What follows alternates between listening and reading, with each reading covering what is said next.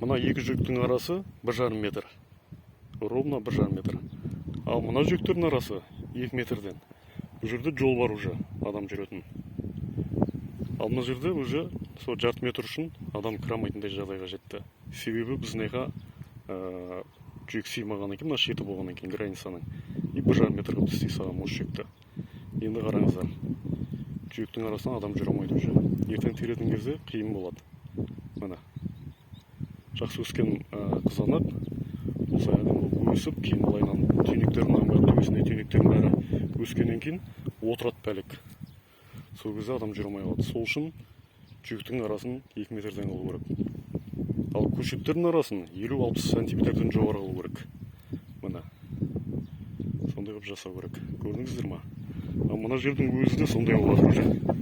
2 метр болса да мына екі жүктің арасы уже мына жерлерде жауып отыр. Солай неге алшақ деп сұрай береді жүктің арасын. Бұл жақсы өскен помидор жалпы осылай өсу керек. Мұның бәрі уже түйіндері пішірлап, уже бозарып жатыр. Құдай қаласа жақын күтіп піседі.